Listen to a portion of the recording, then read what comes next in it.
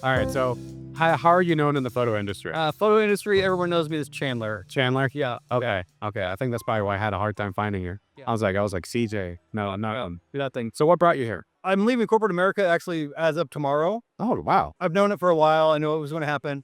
And my wife and I talked about it. I'm like, let's just go in full in photography.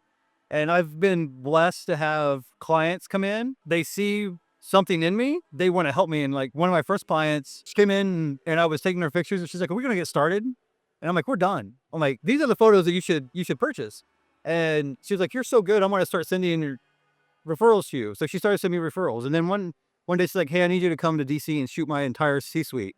And then I'm going to fly you someplace else to do something else. And she became like my biggest client, just because she liked how I did it. And then a few weeks ago, I had another client come in and I was shooting in my house, and my house is nice. You know, it's very vintage. It's very sterile. It looks like a waiting room. And then the studio's small. You got to kind of walk around and things. Later that day, the client called me up and was like, hey, why don't you come to the studio and check it out, see if you like it.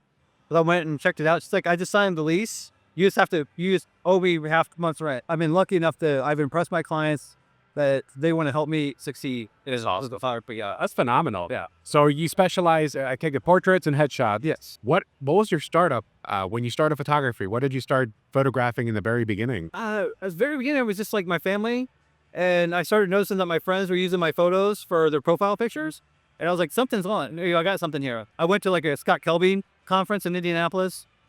He was in our portfolio and he's like, dogs. He's like, all your dog photography is amazing. And then I started watching, more of Kelby. And he introduced me to Peter.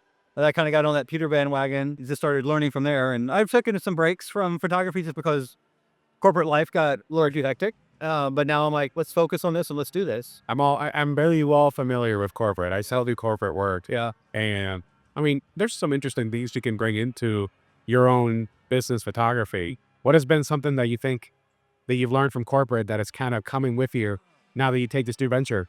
I pride myself on my leadership skills, and just being able to realize that everyone's different and everyone's got something going on in their life, and their time is valuable, my time is valuable, and I want to get them in and out as soon as possible. And I want it to be a conversation between me and them, not a conversation between them and the camera.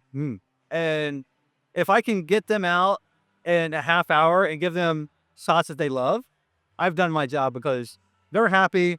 They're back spending time with their family, and I'm back spending time with my family. And we're both getting, it's a win-win.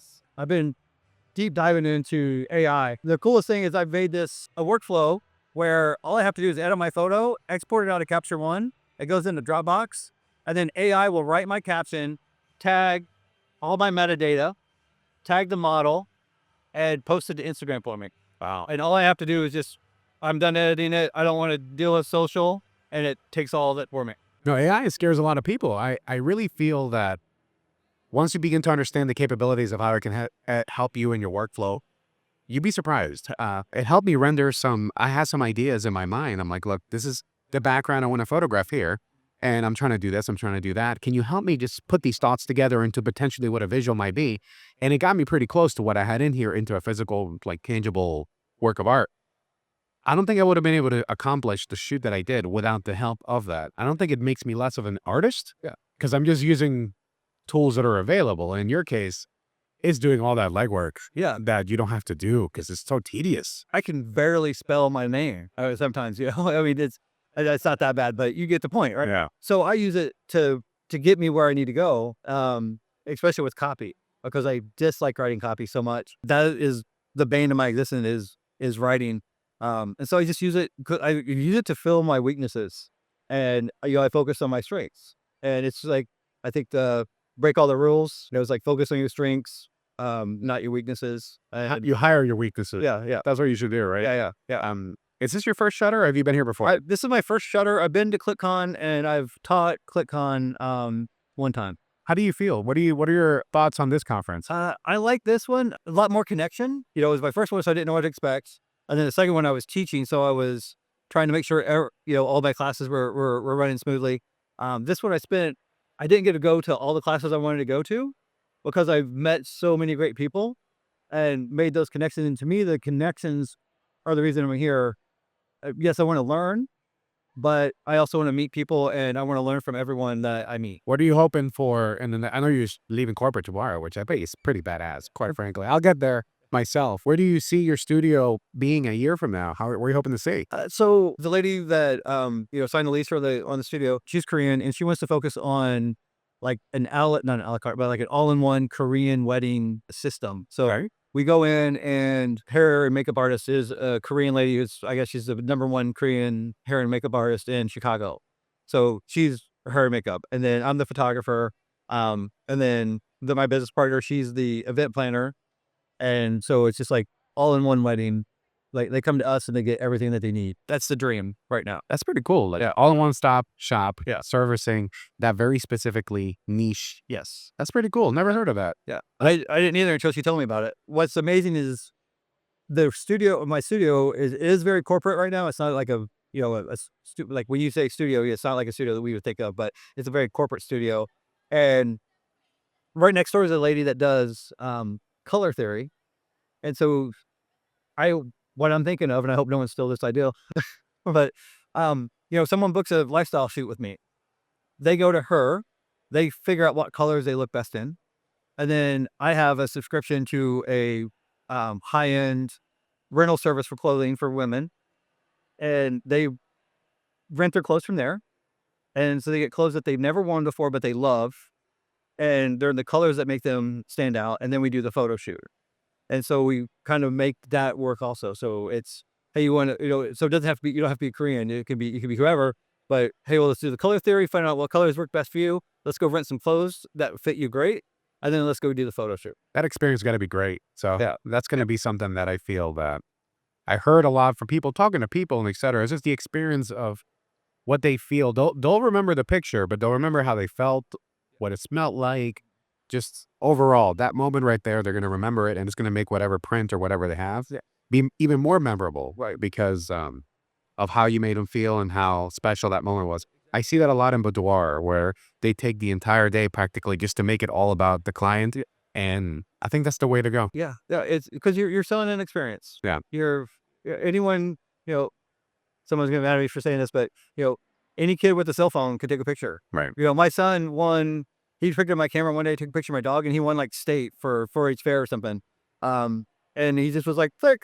And I'm like, yeah, the technology's there, but you're not selling the technology. You're not selling the image. You're selling that emotion and that experience. Yeah. That's the business side. That's the part where you got to figure out what's going to draw people in and come back ideally. How do people find your work? So I'm at bravo4studio.com. Anywhere you just type in Bravo4 Studio and you'll find me. Hopefully, I was hoping you'd lead off of this, but It's funny because I just remember now we were talking about it. We're off camera, and I'm really curious about. Can you share the Bravo 4 and how that came about? Yeah. So Bravo 4 is the identifier you get when you graduate U.S. Army Sniper School. I did that in 2002. I deployed to Iraq, all that stuff, and I got out, and I was looking at photography, and I was like, rifle marksmanship and photography are very similar, and all I'm doing is in rifle marksmanship, I got to adjust for the wind, where in photography, I got to adjust for the light. Everything else is the same. You need a steady position, you need a good sight line, you need a trigger squeeze or things like that. Everything else is the same. It's a very natural progression for me. And, some people just, they see that U.S. Army sniper, parent photographer, especially a headshot photographer, they eat that up. Yeah, and you mentioned what make every shot count. Yeah, make every shot applies to both of them. Yeah, yes, exactly. That's pretty cool. I like that. I like that a lot. So I'll make sure to put that on the screen so people check out your work. I appreciate it. Congratulations on leaving corporate. I know that it takes some time to get to that point where you're willing to just cross that line. And every person that I've talked to, at least in here and other places, that pivotal moment, it was very critical for them. But then afterwards, it just worked itself out. It always does. Yeah. I've been lucky enough in my life that when things get bad, I just, I make it work. It always works out for the best.